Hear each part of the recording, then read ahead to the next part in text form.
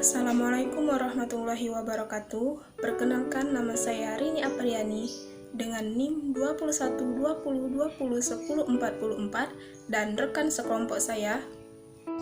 Halo, Assalamualaikum warahmatullahi wabarakatuh. Perkenalkan, nama saya Nur Hidayah dengan NIM 2120201040. Kami dari kelompok 11 akan menjelaskan tentang Pancasila sebagai paradigma ekonomi dan pembangunan di Indonesia, serta sebagai paradigma kehidupan kampus. Yang pertama yaitu pengertian paradigma. Menarik kesimpulan dari pengertian secara istilah dan juga pendapat beberapa ahli, paradigma adalah pola berpikir secara teoritis yang umum, merupakan sumber nilai, sumber hukum sebagai sesuatu yang lebih konseptual dan signifikan, sehingga sangat menentukan sifat, ciri, serta karakter ilmu pengetahuan itu sendiri. Selanjutnya adalah Pancasila sebagai paradigma ekonomi dan pembangunan di Indonesia. Pembangunan ekonomi bukan hanya sekedar pertumbuhan saja, tetapi demi kemanusiaan dan kesejahteraan seluruh bangsa, serta didasarkan atas kekeluargaan. Menurut Mubiarto, pengembangan ekonomi tidak dapat dipisahkan dengan nilai-nilai kemanusiaan dan juga ekonomi kerakyatan. Tujuan dari ekonomi kerakyatan adalah untuk memenuhi kebutuhan manusia agar manusia menjadi lebih sejahtera. Pembangunan ekonomi juga harus mendasar pada kemanusiaan agar mencapai kesejahteraan manusia, menghindari diri dari perkembangan ekonomi persaingan bebas, monopoli yang menjadi penderitaan bagi manusia, dan penindasan antar sesama manusia. Oleh karena itu, pembangunan ekonomi Indonesia harus berpijak pada nilai dan moral Pancasila. Secara khusus, sistem ekonomi harus berdasar pada moralitas ketuhanan, sila pertama Pancasila, dan kemanusiaan, sila kedua Pancasila. Jadi, dapat disimpulkan bahwa pembangunan ekonomi di Indonesia harus berdasarkan nilai ketuhanan dan nilai kemanusiaan, agar terbentuknya kesejahteraan rakyat yang secara luas demi kemanusiaan dan kesejahteraan seluruh bangsa atas dasar kekeluargaan. Hal tersebut dilakukan guna menghindari persaingan bebas, monopoli yang menjadikan penderitaan rakyat, dan penindasan antar sesama. Sehingga dapat disimpulkan pula, Pancasila sebagai paradigma ekonomi dan pembangunan adalah pola berpikir secara teoritis dalam pembangunan ekonomi di Indonesia untuk mencapai kesejahteraan rakyat dan seluruh bangsa secara luas berdasarkan nilai ketuhanan dan nilai kemanusiaan. Mungkin itu saja yang dapat saya paparkan. Materi selanjutnya akan dipaparkan oleh rekan sekelompok saya, yaitu Saudari Nur Hidayah. Selanjutnya adalah Pancasila sebagai paradigma kehidupan kampus. Yang pertama adalah Tridharma Perguruan Tinggi.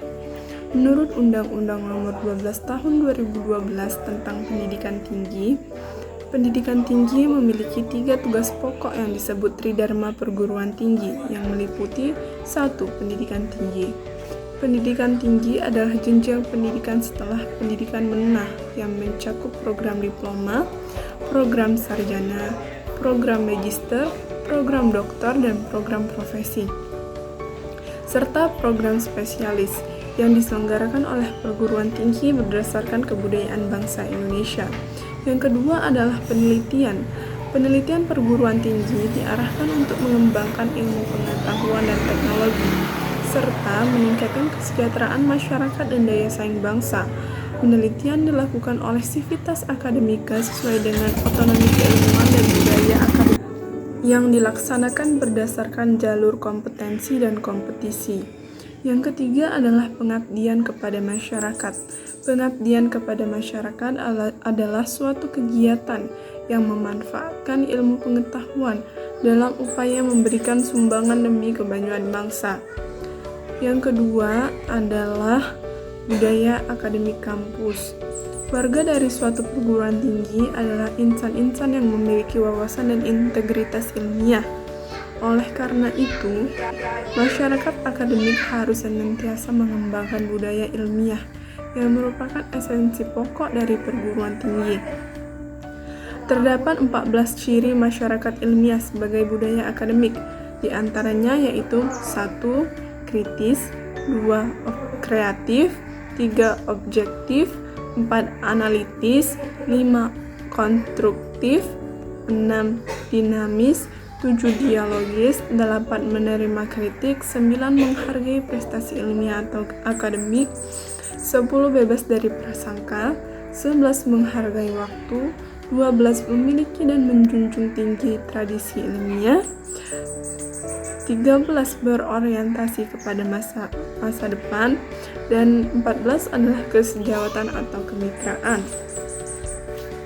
Jadi, dapat disimpulkan bahwa Pancasila sebagai paradigma kehidupan kampus adalah menanamkan pola berpikir secara teoritis sebagai sumber nilai, sumber hukum yang lebih konseptual dan signifikan, sehingga dapat menentukan sifat, ciri, serta karakter dari ilmu pengetahuan kehidupan kampus. Hal ini meliputi 1. Tridharma perguruan tinggi, yaitu standar nasional pendidikan tinggi yang terdiri dari standar nasional pendidikan, standar nasional penelitian, dan standar nasional pengabdian kepada masyarakat yang merupakan sebuah kesatuan yang dapat dipisahkan.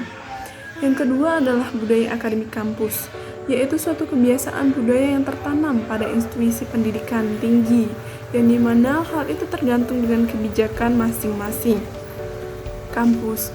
Hal tersebut dapat dilakukan dengan berpegang teguh kepada Pancasila yang merupakan paradigma dalam kehidupan kampus dan merupakan ideologi bangsa dan negara Indonesia. Semoga video ini bermanfaat ya. Wassalamualaikum warahmatullahi wabarakatuh. Demikian, itu saja yang dapat kami paparkan. Jika terdapat kekurangan dan kesalahan, kami mohon maaf. Kepada Allah kami mohon ampun. Kami akhiri. Wassalamualaikum warahmatullahi wabarakatuh.